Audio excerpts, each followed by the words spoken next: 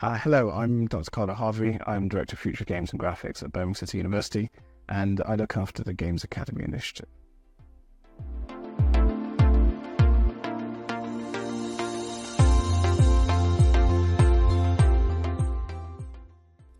It's kind of a long and storied journey, really. I was an undergraduate at Bristol doing computer science, and I was studying with a professor there called Alan Chalmers.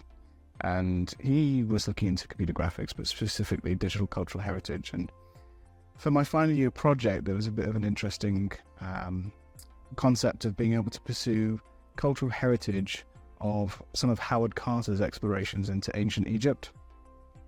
I have a bit of a story there because my stepfather, Adrian Carter, is a distant relative of Howard Carter, and so it was an exciting thing for me to do.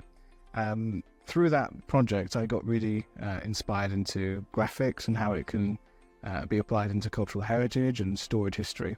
And I followed Alan Chalmers when he left Bristol University to move to Warwick University to do my PhD. And from there, the rest is history, really. Once you do a PhD, the door is open to academia. So that's how I got into academia.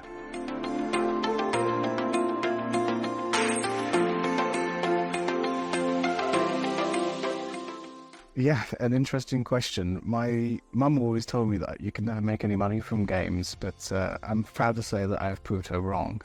How did I turn a passion for gaming into a career? I learned quite early on in my academic trajectory that games technology is kind of permeating different sectors: live events, music, film, virtual production, digital built environment. Games have the power to change the world, and I really firmly believe that. Not just from mental health and well-being applications of serious games, not just from treating patients with exposure therapy. There's a lot of projects with the NHS working on that. Not just virtual reality and extended reality and the metaverse, or the future of Ready Player One, as Steven Spielberg more popularized it, and Ernest Cline from the book. But I kind of looked into that area of games technology and thought, well, that has the power to change the world, and I believe it will. So I pushed my interest into that domain, and it's nice to see the tangible manifestation of that as various different schemes and projects manifesting that reality today.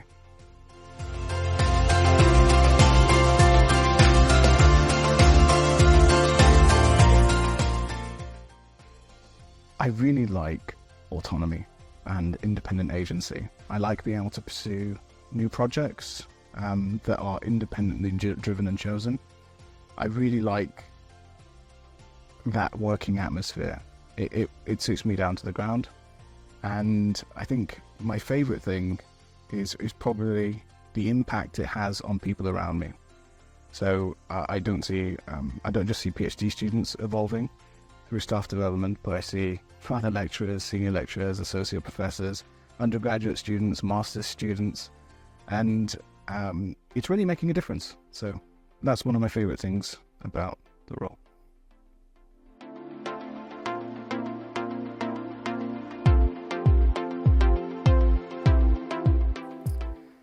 So I would consider myself more participatory in my style and approach to academia and practice.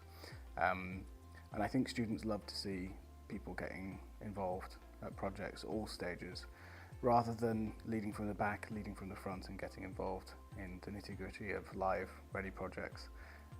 That's one of my favourite inspiration tools.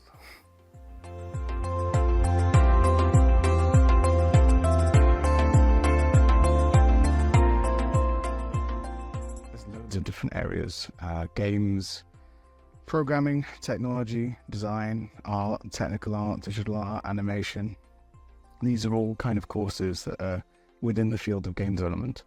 And there's a diverse array of career opportunities that stem from that. So we've seen Fortnite taken the world by storm, which is kind of the next stepping stone towards a metaverse or an ecosystem like that. We see live events being driven through those. And I think virtual production is another really nascent area of development. We're seeing a lot of work going into things like The Mandalorian. Game of Thrones use virtual production techniques. Lion King use virtual production techniques. And all of those rely upon fundamental game technologies. We've got healthcare, mental health and well-being, digital tourism, healthy aging, digital built environment, digital twins, and digital twinning technology. And the vast array of careers that are spanning up around these different sectors is enormous. And so really, the world is your oyster.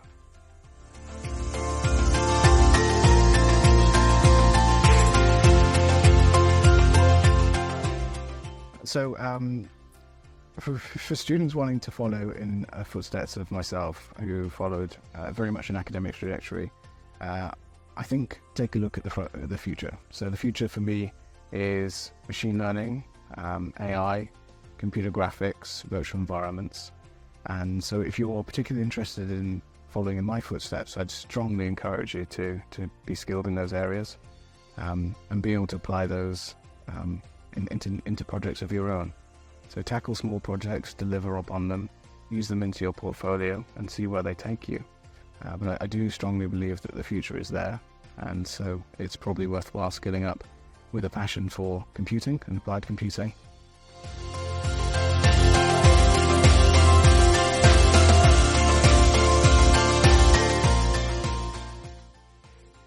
I have two really exciting projects going on at the moment. One is with the National Lottery Heritage Fund, which is a project called Fashion Police, and it's with the West Midlands Police Museum in Birmingham. And it aligns quite nicely with the 50th anniversary of the inception of the West Midlands Police Force. And the project looks really for, over the last 2 centuries, the evolution of police uniforms from 1830s when the police uniforms were distributed to various different milestones and stepping stones throughout the evolution of police uniforms and why those uniforms have been distributed. Because there are stories associated with each and every one, otherwise, generally speaking, we might still be wearing a police uniform and outfit. And some of them have storied pasts, and I think it's always interesting to learn from the past and bring it into the into the future. Those immersive stories, they really help us understand and dehumanize the police in this case. So that's one of the projects, which is looking at representing cultural heritage via a different lens. And the other project is with Epic Games, who develop Unreal Engine, and something called an Epic Games Mega Grant. And what that's doing with a professor at Birmingham City University, Chris Creed, is to look at accessibility for game engines. So game engines are incredibly powerful, but they're very difficult to use, and standard input devices are mouse and keyboard, and it's actually really difficult to deliver upon any production within a game engine. But it's even more difficult for people with physical impairments. So we're looking into ways that we can make game engines more accessible via multimodal interfaces, so eye tracking or spoken language, to be able to control interaction.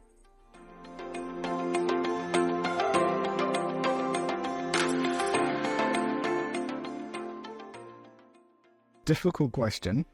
I think the answer is honestly via your own research, because it encourages you and almost forces you to look into literature reviews and methodology searches around other similar works to make sure that you're on the right track and synergizing from those best practices.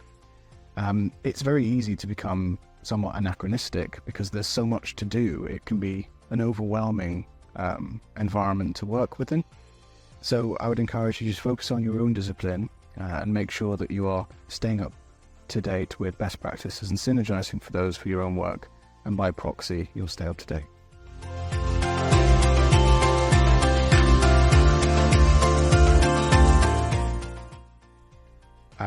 This is kind of a tremendously difficult thing to do. I think probably the best strategy is to plan your weeks really carefully. Some weeks will get away from you, and that's just inevitable, the way projects ebb and flow. There are going to be times of downtime, and there are going to be periods of fairly high intensity work, and being able to acclimatize and adapt to those is a skill in of itself. But make sure you maximize the time that you have, plan very carefully, divide and conquer your week, take on these big projects, but make sure you leave yourself time to look after yourself. So focus on your hobbies. For me, it's swimming and Brazilian Jiu-Jitsu, and for climbing at the moment, and reserving and apportioning time to do those things because they keep you sane.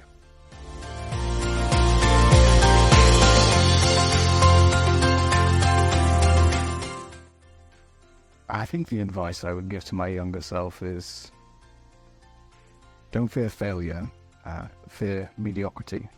Always try to be better than yourself of yesterday. Keep evolving in every facet of what you do.